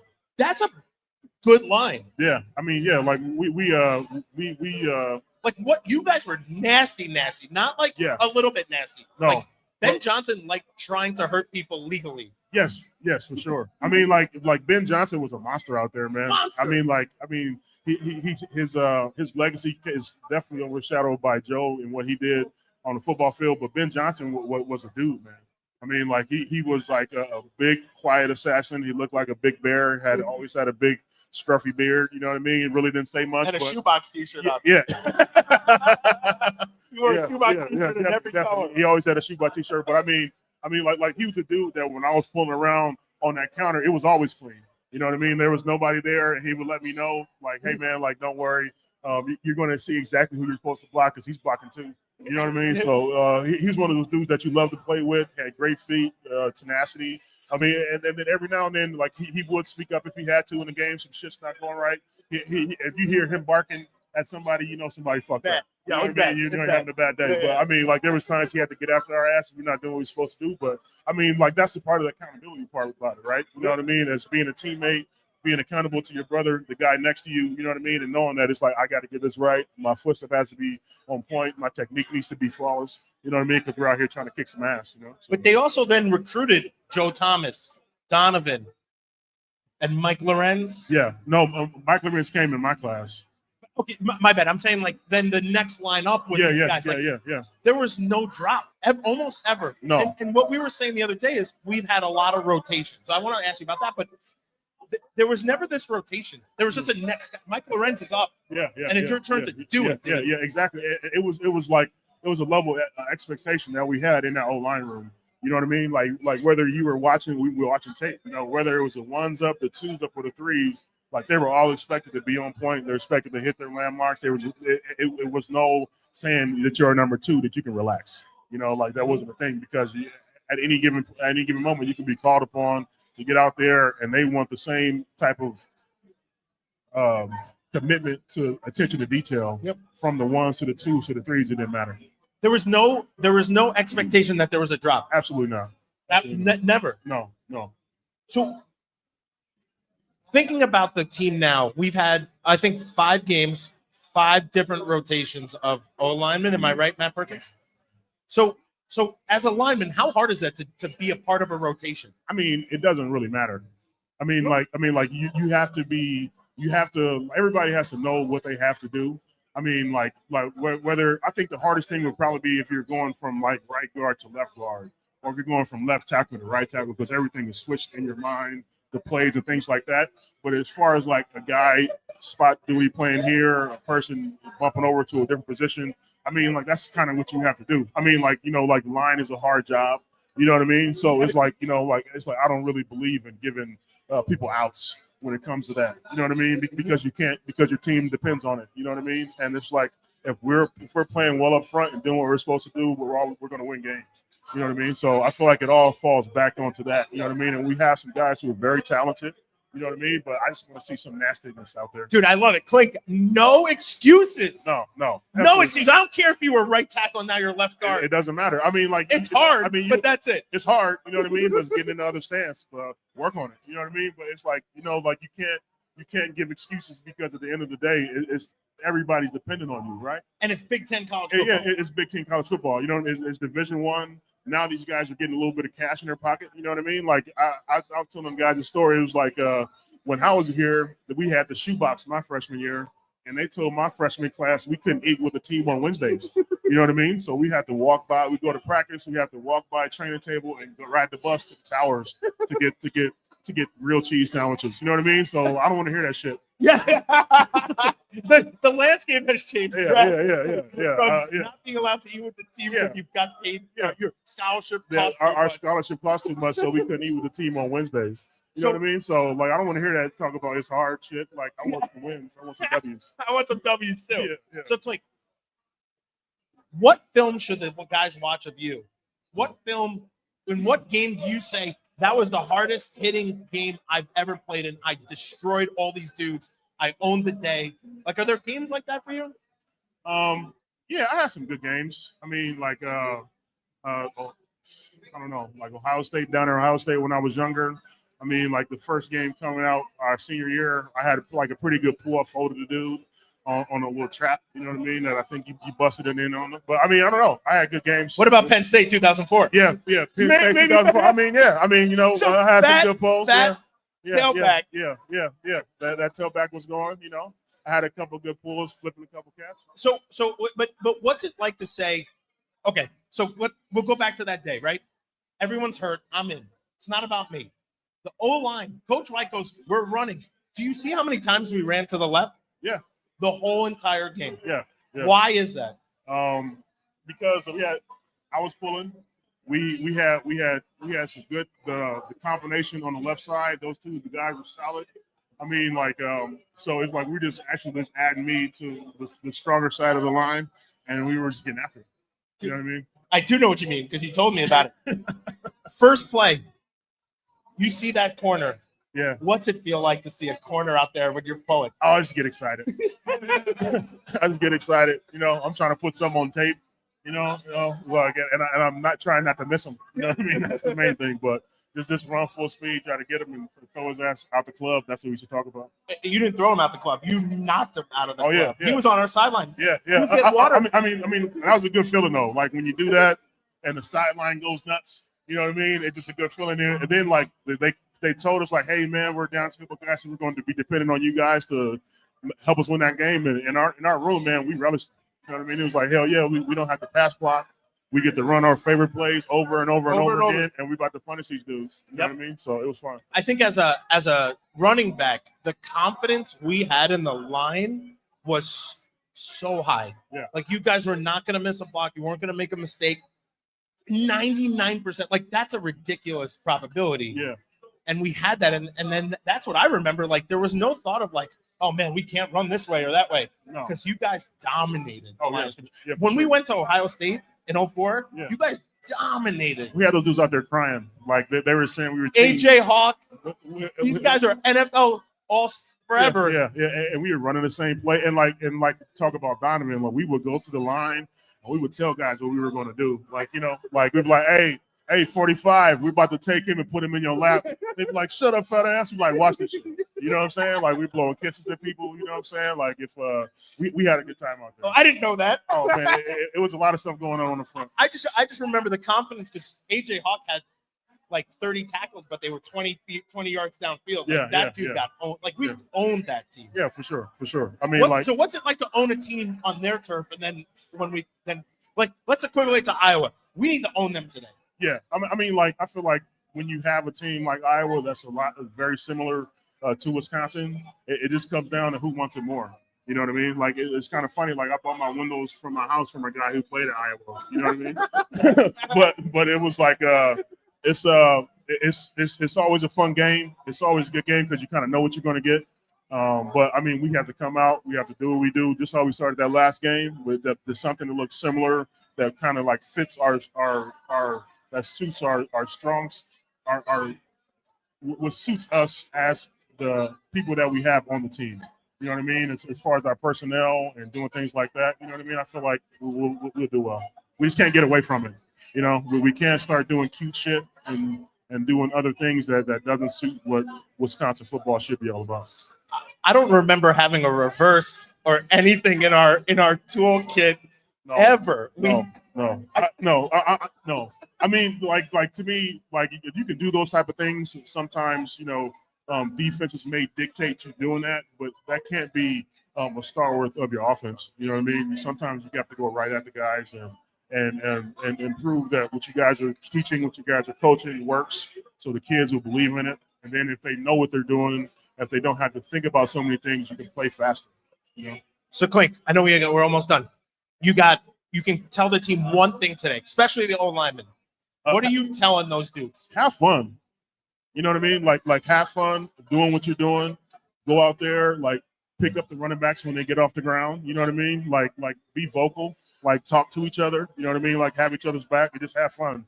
I mean, like it's homecoming. People, we're all going to be rooting for you, like no matter what they think. You know what I mean? They still, like, you know, true Badger fans still have their back, even though they are like not playing as well as we would want them to.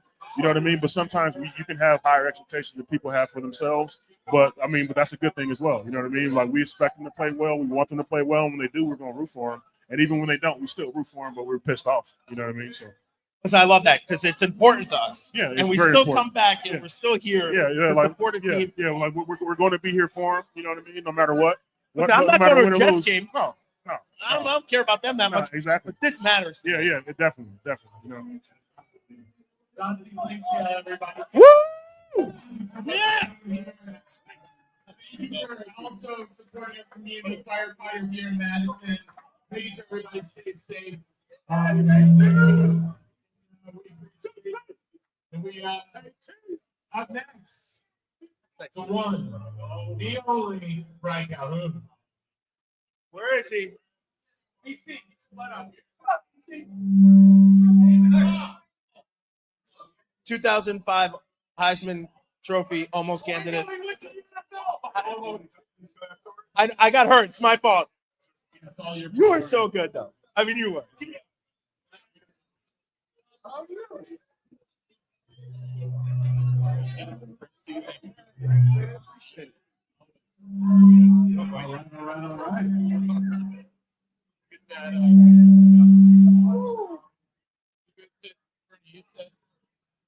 Oh, my cute pup. I'm talking to my dog. Sit down, dude. Sit down. All right. Good. All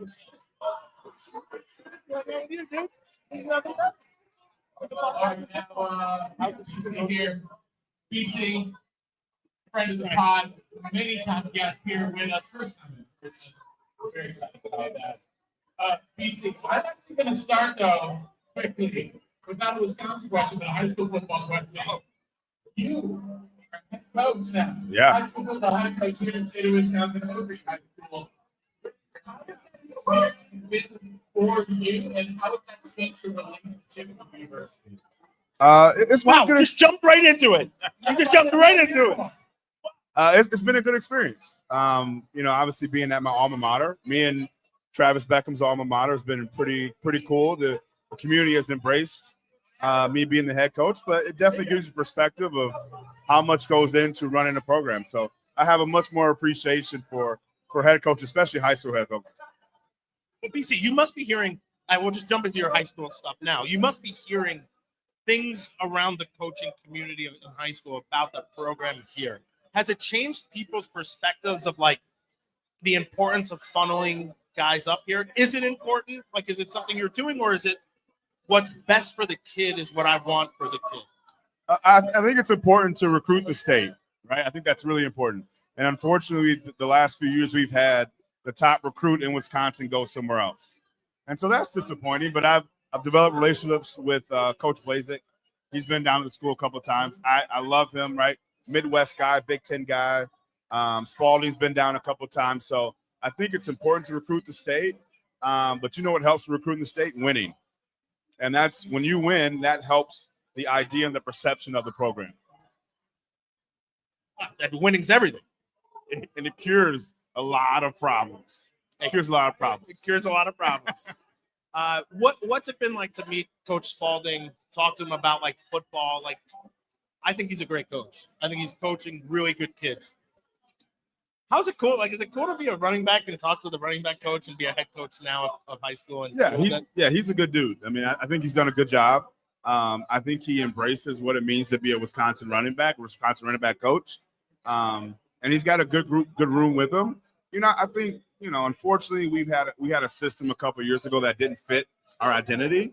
And so I think he wants to get back to that mentality of being a physical running team. And hopefully we kind of start seeing that as we go throughout the 2025 season. Well, we also got Jeff Grimes, who I think, if you watch the opening drive against Michigan, did Wisconsin football. When you're watching, what does it mean to see like power out of different formations and like look like, short throws to Vinny Anthony, nothing cute, just straight up what Clint said, nasty football. Oh, I love it. I love seeing it under center. It's some of my favorite things, right? I've been very vocal about that. I love being under center. I love two tight ends, different formations, being multiple. But now the hard thing now is being consistent with that, and not just one drive, but the next drive and the second quarter and the fourth quarter. That's what now the next step is for that offense and the rushing offense as well. And we got to get the rushing offense going today. Mhm. What's it like? You've played against Iowa. What's it like to go against the Hawkeyes? They're always a staunch group of like good, well-coached, disciplined football players. They might not be the best, athletes, but they play hard together. What do you remember from that time period, and what do you think? Like, what does it look like today? Yeah, I mean, they're a program that's built on physicality and toughness, and maybe they don't have the highest rated recruits, but they play together. It's a culture. And at one point, that program reminded me of a program that we played in, right? That's a program that we built on, right? The smart, tough, dependable player. And hopefully we're turning the corner and getting back to that kind of physicality, but it's always going to be a battle with Iowa. And so hopefully they bring their A game today. It's always going to be a battle. It's always nasty with those guys. BC, I made a joke that, in 04, 05, you should have been a Heisman Trophy winner. I don't disagree with that comment. Yes, I got hurt. I'm sorry. But what separated your game in a way that I think you had 1,000 yards rushing, over 1,000 yards, and over 500 yards receiving? That is a new look for Wisconsin. What was it like to maybe be the new kind of feel for tailbacks at Wisconsin? Yeah, I mean, I think that year was special, though, right? Number one, it was Coach Alvarez's last year. Mm-hmm. We also had some talented players on the outside: Owen Daniels, Jonathan Noor, Brandon Williams, and we had a play caller in Coach White and Coach Chris that allowed us to be who ourselves. Mm-hmm. And so that was a special year, and I think that offense was catered around all of our best abilities. And so, yeah, I caught for over 500 yards, and I think that hasn't been done since. But it was a testament to how good our offense was and how well our offense played together. So you look at, you were here for 2 years. You had one quarterback. What's the importance of kind of playing with the same guys in the same position? We've seen a lot of injuries at the quarterback, but what's it mean to constantly switch quarterbacks? I mean, I think in the new era of NIL and a max exodus of players leaving, you have to have a balance. You have to have a mentality of we want to win and be competitive, but you also have to recruit and develop. And so I think you can have both. They can both coexist, but I think the idea of bringing in a new quarterback every year is not sustainable.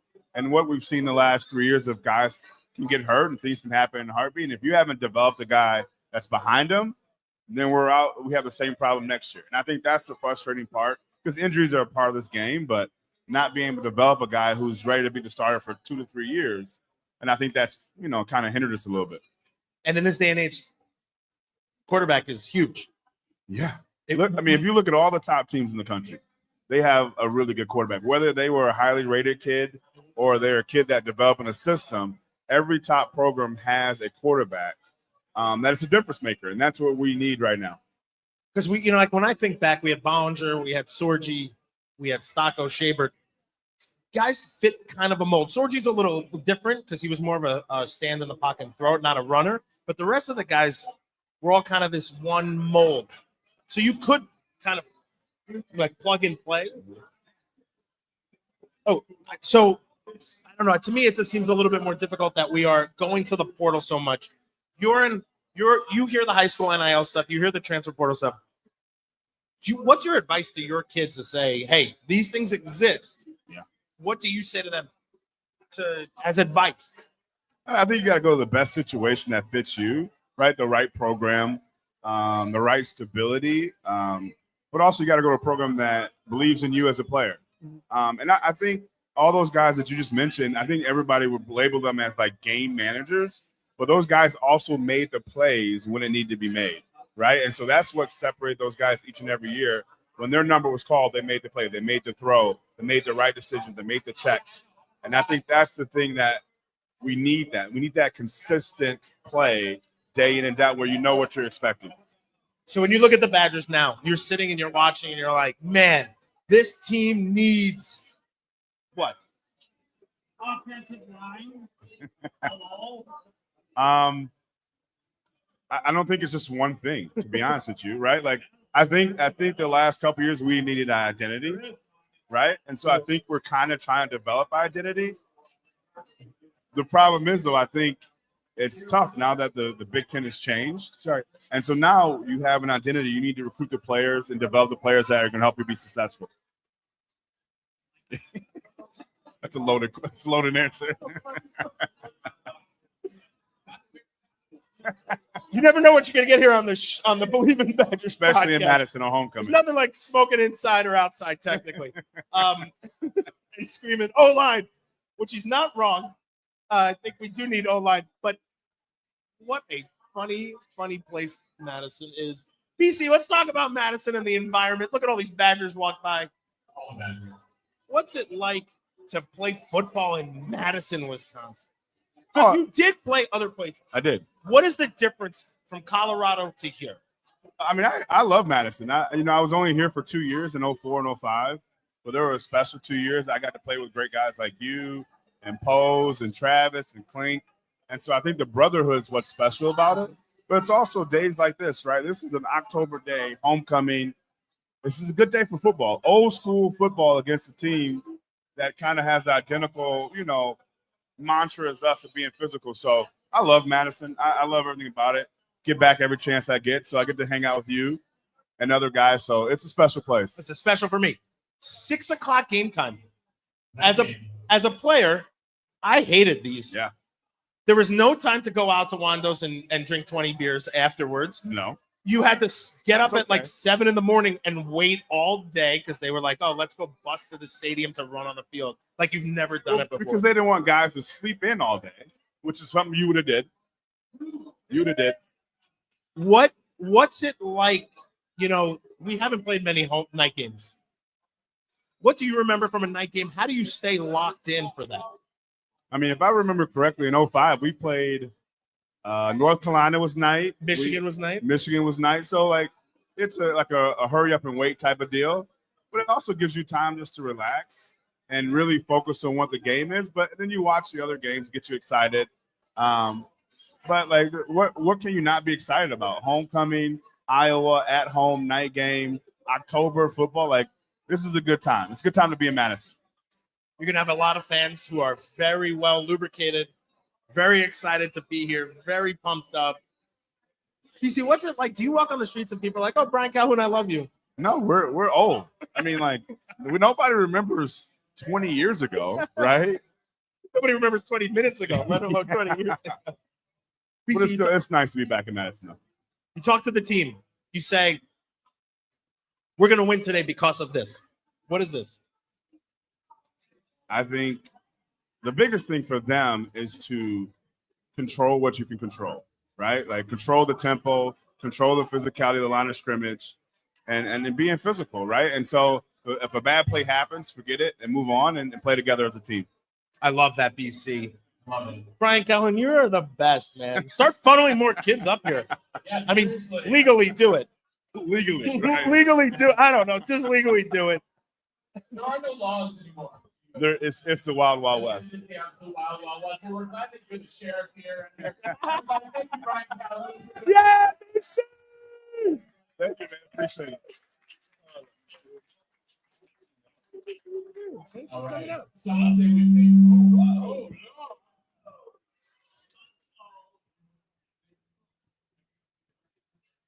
All right. Some will say that we've saved. Some will say that we've saved the best for last. I wouldn't disagree. BC got one of those hats. Ladies and gentlemen, we will bring up tight end extraordinaire, the only Wisconsin Badgers jersey that I own. Number 9, Travis Beckum.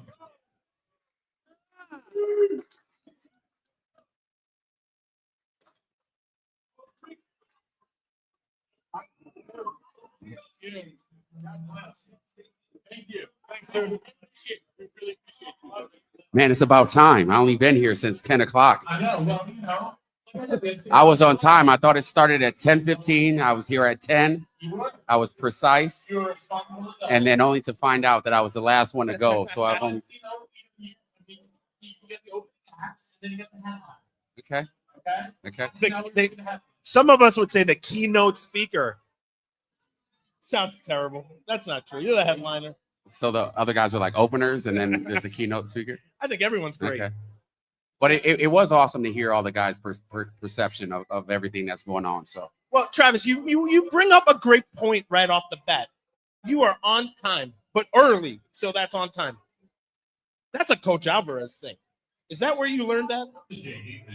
Yeah. So I only had Coach Alvey 1 year, Right. And I think it was more of a Coughlin thing. And if you were on time, you were late. And he put the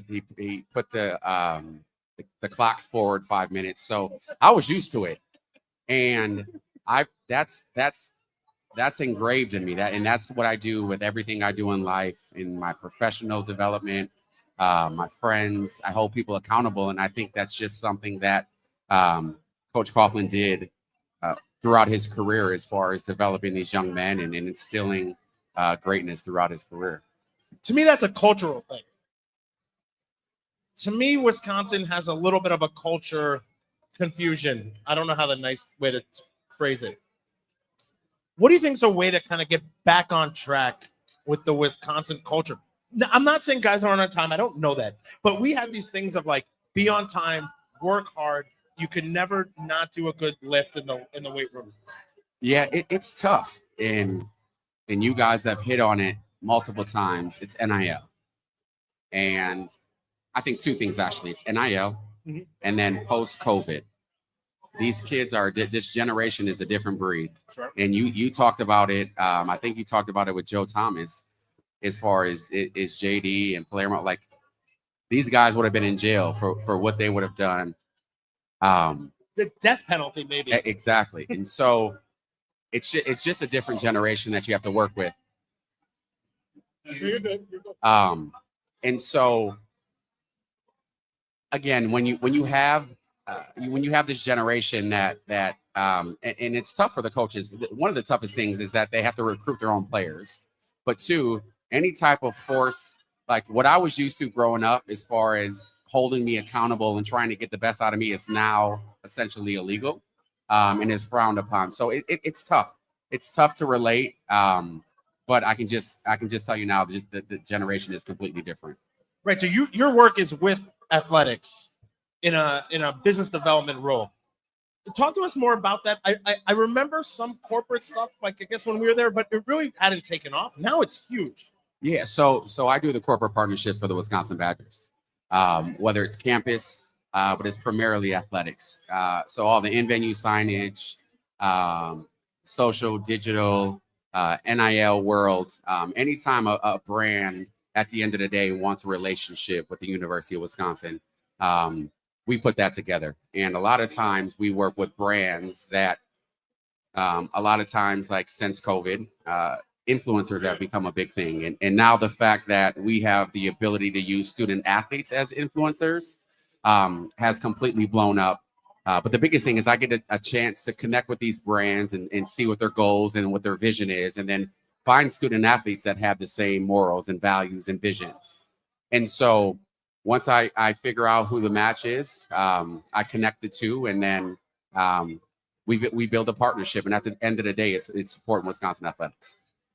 It's an integral role now. It's so crazy. So I want to bring it back to football. We have finally seen a little bit of life from the tight end room. I'm excited. We talked on the show. You were there. We talked about Grant Steck. That dude, I won't say he came out of nowhere. I'll say to me, he's the guy that you want. He works his butt off in the weight room. He's out there throwing, catching. He's doing everything he can. blocking, but he's making plays.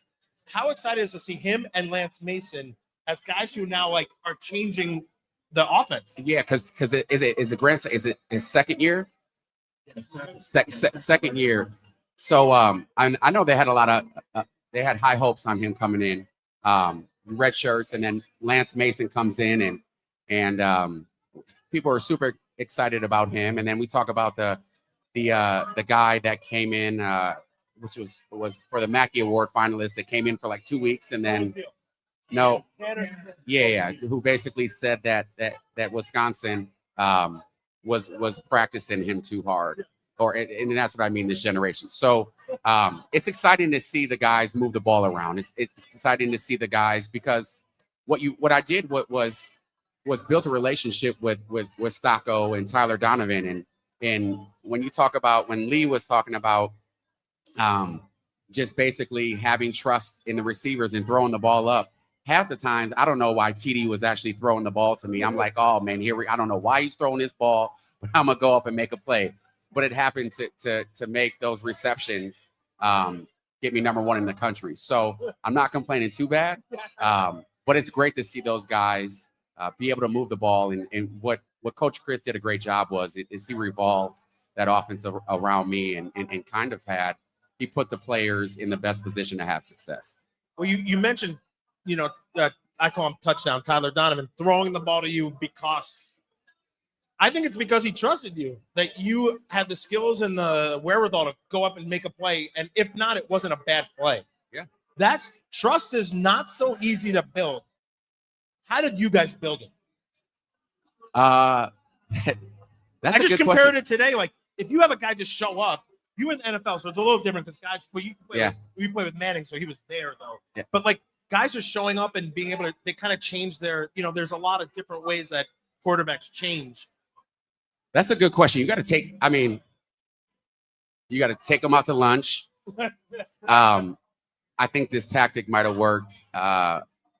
Is whenever TD would call a play in the huddle, whenever we would break and we would run out, I'd slap him on the ass. Like, hey man, I'm gonna be there. So just say and throw me the ball. But I think over time in practice, I think you build that chemistry and that trust. And because that's kind of, you bring up a really good point, because that's kind of what I did with Stocko. It was my sophomore year. We were at Michigan. We didn't win the game, but it was the last drive. And I caught two balls late in the fourth quarter. And I think going into that game, I had about 5 catches. It was about the 5th game of the year. And I had, I think, 4 catches that game. But then after that game, I was second in the country in receptions. And I built the chemistry over with Stocko. I think it was just one of those things where he knows I'm going to go up and make a play. And it's really solidified that trust. Travis, what I love about you is you have a unique kind of way you got to become a Super Bowl tight end. You started as a linebacker. You watch some of the greats. I think Owen Daniels, is the guy who changed the landscape. What was it like to watch him play against him and then say, I want to do that? Yeah, well, I came in as a linebacker and had to go up against you my freshman year, which traumatized me and probably the main reason why I switched positions my sophomore year. But I did have the opportunity to and Jason Posiak was here earlier, big hand in the dirt guy, and then Owen Daniels bringing in that uniqueness and watching those guys and seeing the chemistry that him and Stocko had. And then really carrying that on with Stocko as well, my sophomore year, because I came in as a linebacker and second year became a tight end. And I saw those guys leaving, and I figured it'd be a great time to try out the position. And it worked out well. I love that for you. So a question maybe you want to answer, maybe you don't. The team has not been doing so well the last 3 years. Has that had an direct effect on your work? I think, and that's a really good question. So I think as a brand, the Motion W means so much more than just football. It's basketball, it's rowing, it's a lot of the sports that are non-revenue generating. Like, you can put that Motion W anywhere in the country and no one's going to tie that directly to football. Sure. I mean, you have parents that become Badger fans because their daughter went there. You have grandparents that are now Badger fans because their kids. So it means that much more. Now, when there's a team that's consistently winning, obviously it makes it easier. But at the end of the day, of course, and you guys talked about it earlier, I think we set the standard for what we want the production of this football team to be. And when Matt LePay said it best, I think when he came in his first year with Barry, he didn't win a game. Right. And so when people are complaining about last year, about us winning 5 games and not making a bowl and where we're at now, like, he's seen the worst of the worst. We just set this level so high. And I was looking back actually, and I was just so used to winning, and I was spoiled that I didn't realize that my sophomore year we went 12-1. Yeah. And so then the next year we had 9 wins, and now it's that we're trying to have conversations about if we just need to make a bowl game. Like Badger fans back in the day, they used to Florida, Arizona, they used to pick the bowl, they used to pick out where they're going before the year even started. So it's just a different realm.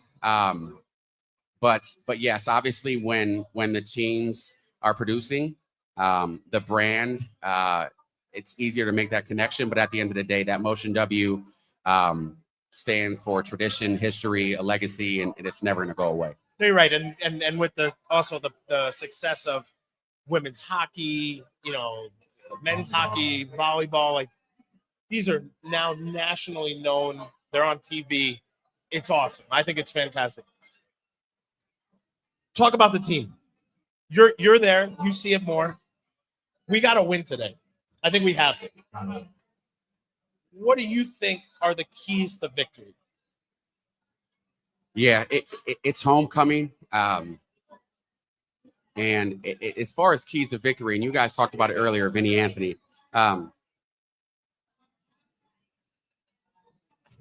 It's it's tough. I think we need a lot. And again, I think one of the biggest things that right now, in not even keys to victory for today, but keys to victory in general, is we need more money. We 100% need more money to pay the student athletes. And this is coming from a guy that I still see Badger fans in the stadium with my jersey. And like you said, you didn't get paid on it. There might have been a check that we got a few years ago for like $2,000. But the thing is that I'm advocating for our student athletes to get paid, because one of the biggest things is other schools are doing it. And it's a great way to level the playing field as far as implementing $20 million across all of the sports. But until we have players that we can say we actually want them to come in here and, like you said, develop them over time, it's not sustainable to have a one-year quarterback every single year. But at the same time, the generation is different. And if there's not a dollar sign in front of it, unfortunately, they're not really considering that opportunity. I'm with you. I like that the kids get paid. I'm all for it. I think there needs to be, this is a longer story, but there needs to be some regular. Yeah, how much time do we have? Dude, not enough. There's some Coors Lights getting warm over here, so we don't have any time. But I think when it comes down to it, if you take the money out of it, which is hard to do because it's such a big part, but take the money out. Travis, what are the keys to successful program at Wisconsin? So if you take the money out of it, you guys said it earlier.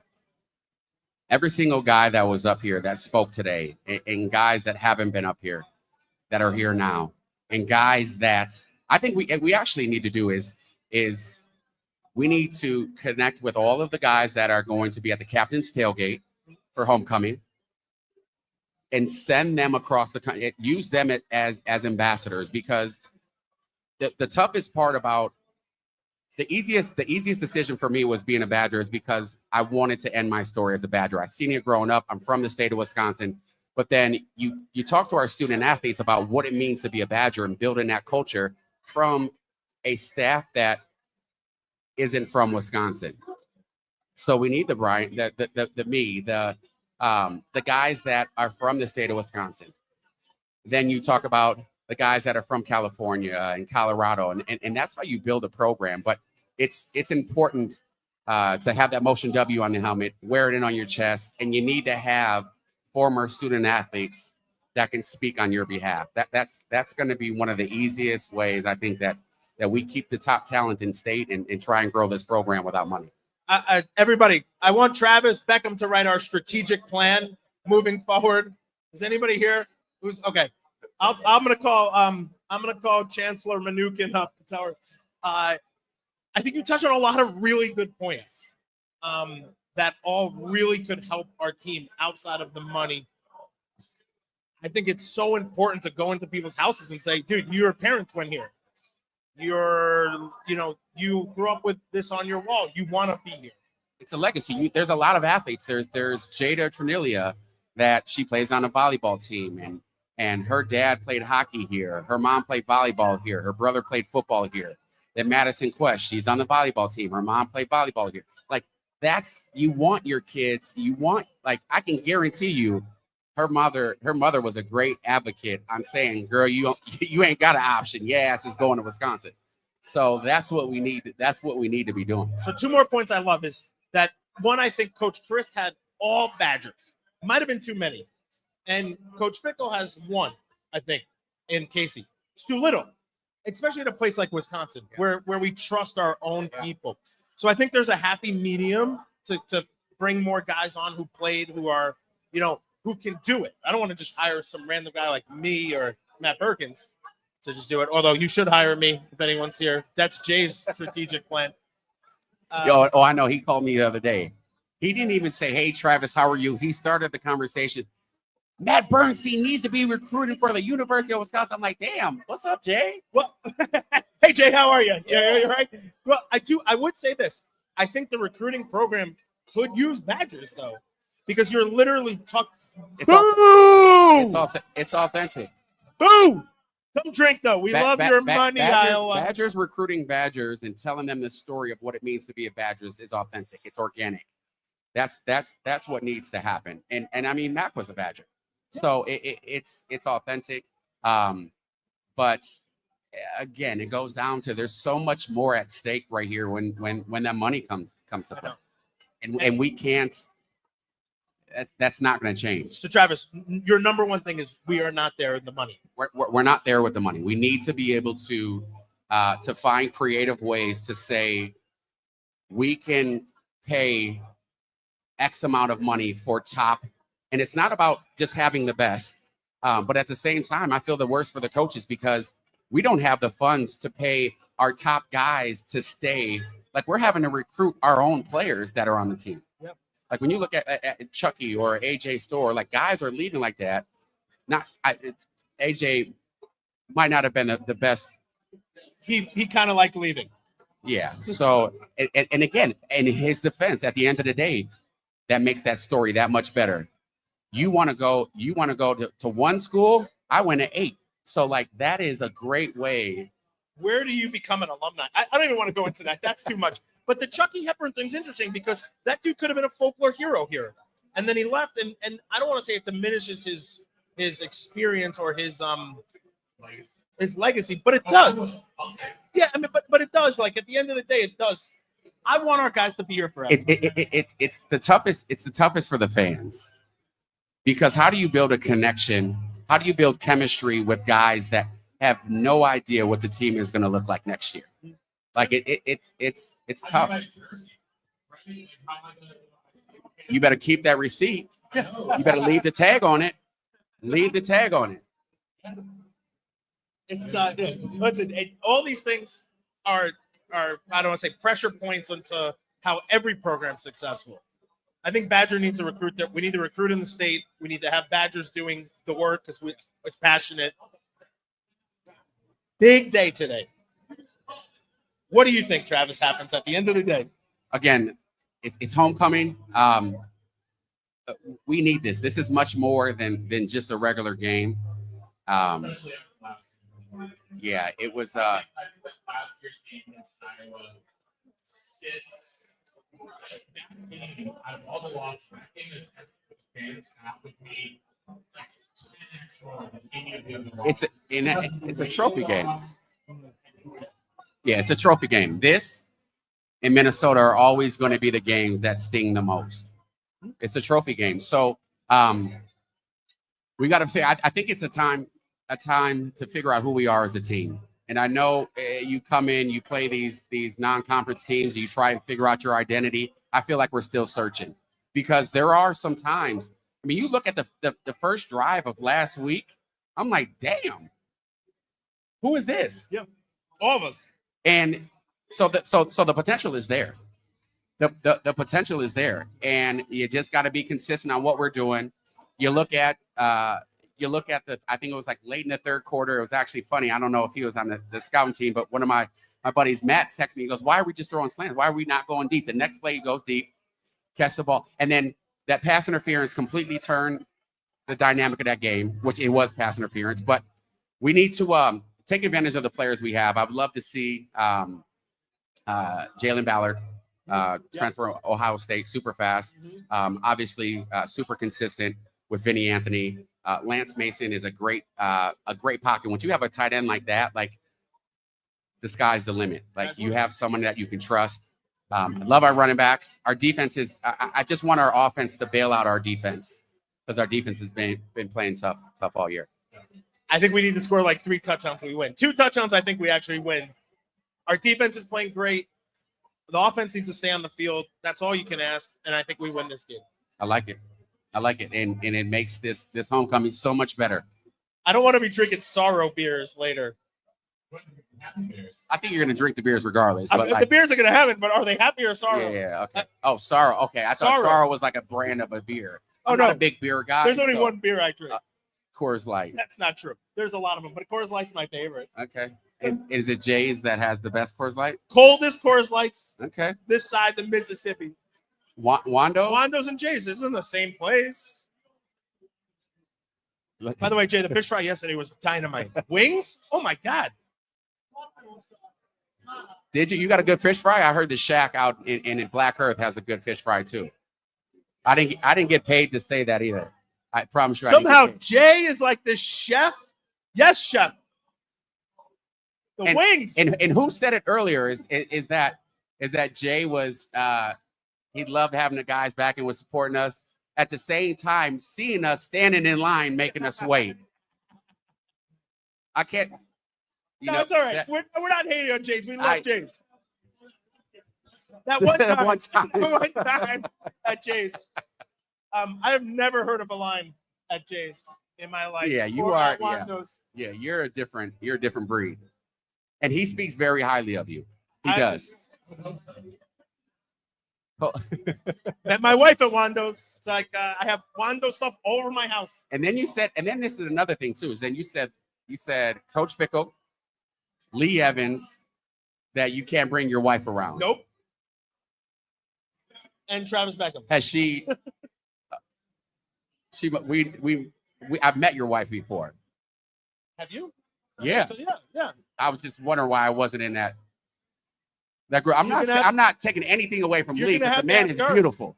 Listen, the man is beautiful. I tell my wife there's lucky there's a bar here separating me from not only the alcohol, but the lovely people who serve the alcohol. Don't tell her that, UT. Let's not say that. This isn't live anymore, right? Just kidding. Travis, we love you. Oh, absolutely. Thank you, everybody. Go Badgers. Special shout out right here.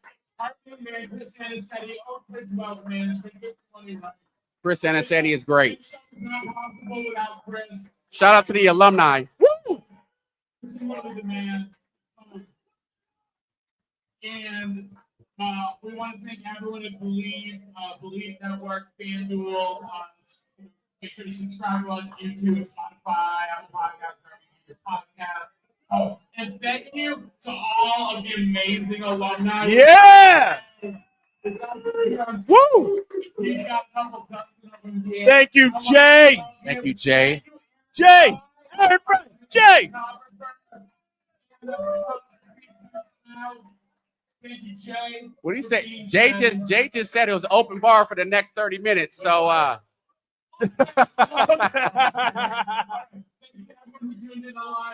Appreciate y'all.